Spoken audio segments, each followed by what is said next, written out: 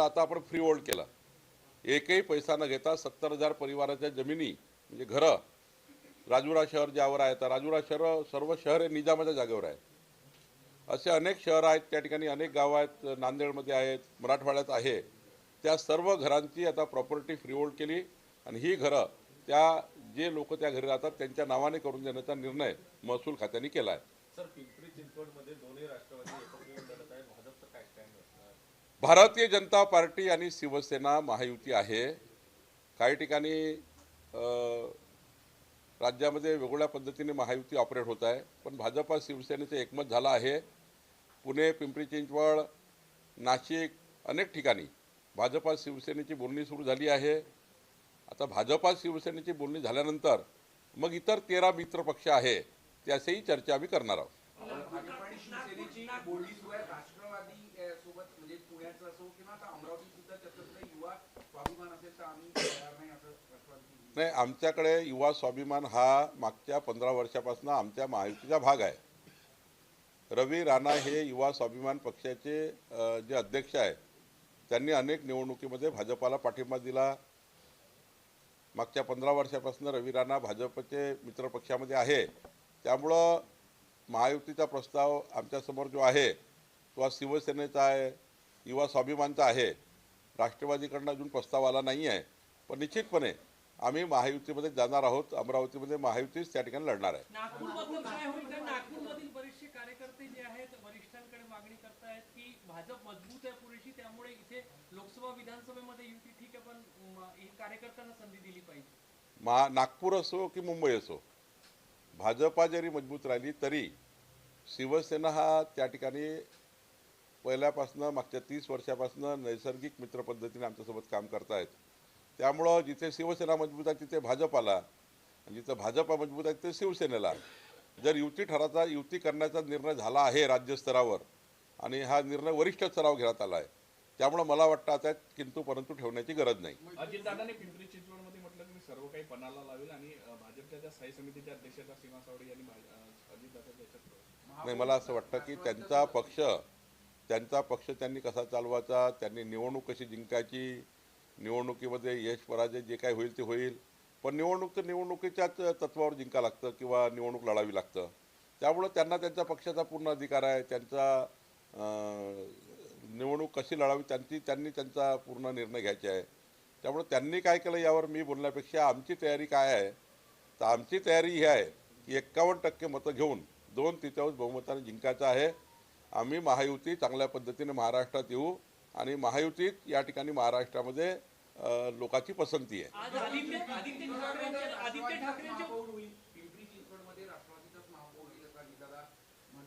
अजितदादाला राष्ट्रवादीचं वाटतं, आम्हाला भाजपचं वाटतं. त्यामुळं जनता निर्णय करेल पिंपरी चिंचवडची कोणाचा महापौर बनवायचा. आज आदित्य ठाकरेंच्या उपस्थितीमध्ये मेळावा होत आहे असं ठरतंय त्यांच्यामध्ये की आदित्य ठाकरेंना मुंबई आणि उर्वरित महाराष्ट्रामध्ये उद्धव ठाकरे म्हणजे आदित्य ठाकरेंना कुठंतरी प्रमोशन दिलं जात आहे. म्हणजे उद्धवजी जेव्हा मुख्यमंत्री होते तेव्हाच त्यांनी आपल्या मुलाला प्रमोट केलं होतं. यात नवीन काय? वडील जेव्हा मुख्यमंत्री होते मुलाला मंत्री केलं, याचा अर्थ तुम्ही तेव्हाच प्रमोट केलं होतं. नवीन काय? आणि ज्या पद्धतीने आदित्य ठाकरे हे काम करतात आहे, नवीन नेतृत्व आहे, त्यांना संधी आहे. संधीचं सोनं करावं एवढंच म्हणणं आहे. मुंबई भाषा यासाठी पोस्टर लागलेले होते, ते पोस्टर काढून टाकण्यात आले. त्यावरून संजय राऊतांनी टीका केली की आचारसंहिता फक्त शिवसेनेसाठी आणि मराठी माणसासाठीच आहे का, सत्ताधाऱ्यांसाठी नाही. राज्य निवडणूक आयोगाने जेव्हा आचारसंहिता लागली तेव्हा सर्वांनीच पोस्टर काढले, आम्ही आमचे काढून टाकले. ज्यांनी काढले नाही त्यावर कारवाई झाली असेल. आम्हाला तेवढी शिस्त आहे. आचारसंहिता लागल्याबरोबर भाजपच्या युनिटने आपापल्या गावात जाऊन तुम्ही बघा नागपुरात काढले की नाही काढले आम्ही. त्यामुळे आम्ही आपले काढले, ज्यांनी नाही काढले म्हणून कारवाई झाली. त्यात काही तुम्ही काढायला पाहिजे ना. राज्य आपल्या निवडणूक आयोगाला गरज पडू नये काढायची, कलेक्टरला गरज पडू नये. आपापल्या पक्षाचे आपापल्या नेत्यांनी आचारसंहिता लागली की साधा नियम आहे, काढले पाहिजे. आम्ही काढले, त्यांनी काढले नाही म्हणून कारवाई झाली. गुलाबराव पाटलांनी जळगावमध्ये म्हटलं जर सन्मान दिला नाही तर आम्ही स्वबळावर नाही, गुलाबराव पाटील त्याचं स्वभावाप्रमाणे बोलत असतात, पण माननीय देवेंद्रजी, माननीय एकनाथजी, आम्ही सर्व बसलो होतो. त्यामध्ये महायुतीचाच निर्णय झाला आहे. मुंबई हे अमित शहाच्या याच्यात जाऊ देणार नाही, कशात जाऊ देणार नाही असं संजय राऊत म्हणतात. आणि तो डकेत कोण आहे ते माहिती आहे, डकेत कोण आहे ते महाराष्ट्राला माहिती आहे. असं आहे की त्यांना बोलायला काही मुद्दे नाही आहे. त्यांना मुंबईच्या विकसित मुंबईचा प्लॅन काय हे माहिती नाही आहे. त्यांच्याकडे डेव्हलपमेंटचा अजेंडा नाही. सकाळी झोपून उठल्यापासून झोपतपर्यंत टोमणे मारायचा त्यांचा कार्यक्रम आहे. टोमणे मारत राहतात. त्यांनाही माहिती आहे महाराष्ट्राची मुंबई, मुंबई महाराष्ट्राची. सारं जोपर्यंत चंद्र सूर्य आहे तोपर्यंत मुंबईला महाराष्ट्रापासून कोणी वेगळं करणार नाही हे माननीय मुख्यमंत्री एकनाथ शिंदेजी, देवेंद्रजी या राज्याच्या सर्वच 14 कोटी जनतेला वाटतं आहे. आणि त्यामुळं हे जे आहे ना हे फक्त काहीतरी दिवसभर टी व्हीमध्ये दिसलं पाहिजे, दिवसभर चाललं पाहिजे, काहीतरी लोकांनी आपल्याला ते सकाळी फेसबुकवर कॉमेंट केले पाहिजे, काहीतरी आपले लाईक्स डिसलाईक राहिले पाहिजे लोकांमध्ये, म्हणून ते करत राहतात. कालच निवडणूक जाहीर झाली आणि आज ते म्हणतात की पैशाचा महापूर वाहणार आहे आणि पैशाचा वापर होणार आहे. ज्यांनी आयुष्यभर जे धंदे केले आहेत त्यांना तेच दिसतं.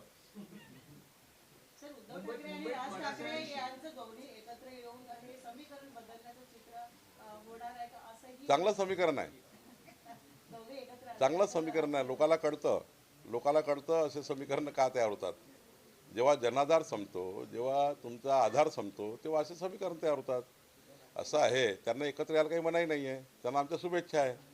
पण विजन काय? 45 वर्ष उद्धव ठाकरेजीकडे महापौर होता मुंबईचा. देवेंद्र फडणवीसजी एकनाथ शिंदेला यावं लागलं. मुंबईचा संपूर्ण विकास मुंबईची आज बघा जगातला कुठलाही व्यक्ती होता तुम्ही जाऊन बघा मुंबईला. 10 वर्षापूर्वीचे गुगलवर मुंबई तुम्ही MRSACवर काढा मुंबई 10 वर्षापूर्वी 15 वर्षापूर्वी काय, 2014 पूर्वीची मुंबई काढा आणि 2024ची मुंबई काढा. आमचा दावा नाही की सारं बदललं, पण आमचा दावा पक्का आहे की 2029, 2035 आणि 2047च्या विकसित मुंबईचा जो प्लॅन माननीय मुख्यमंत्री देवेंद्र फडणवीसजींनी केला आहे, या प्लॅनचा विचार जर केला तर मुंबई ही जगातलं सर्वात उत्कृष्ट आंतरराष्ट्रीय शहर झाल्याशिवाय राहणार नाही. असाच योजना देवेंद्र फडणवीसजींनी केली आहे. या योजनेसमोर मतं मागणारे फिके पडणार आहे, त्यांची जमानत जप्त होणार आहे आणि म्हणून त्या पद्धतीनं ते वक्तव्य करतात आहे. मुंबईमध्ये दोन्ही ठाकरे बंधू एकत्र येणार आहे अशा पद्धतीची चर्चा सांगितलं आता मी. आणि दुसरीकडे ते वर्षा गायकवाड म्हणतात की आम्ही मारहाण करणाऱ्यासोबत जात नाही, त्यामुळे कुठेतरी महाविकास आघाडी त्यांना सर्वांना शुभेच्छा आहे. त्यांना वेगळं लढण्याच्या शुभेच्छा आहे, यांना एकत्र येण्याच्या शुभेच्छा आहे.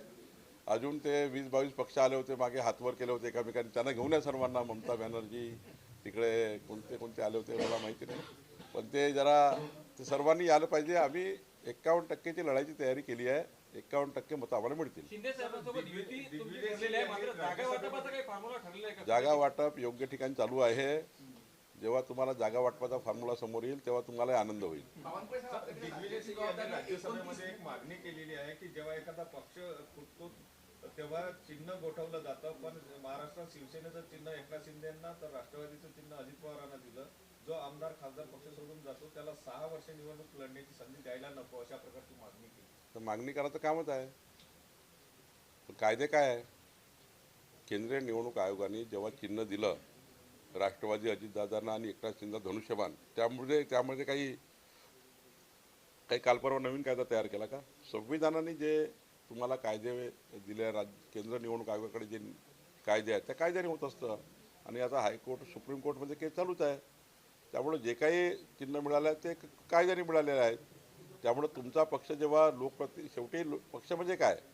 तुमच्या पक्षात असलेले लोकप्रतिनिधी तुमच्यासोबत किती आहे आणि वेगळे किती झाले याचा कायदा आहे. अनेक सुप्रीम कोर्टाचे निकाल आहेत. यामध्ये सुप्रीम कोर्टाचे निकाल, केंद्रीय निवडणूक आयोगाचे कायदे याचा आधार घेऊन हे सारं त्या ठिकाणी निवडणुकीचे चिन्ह एकनाथजी आणि अजितदादांना मिळाले आहे.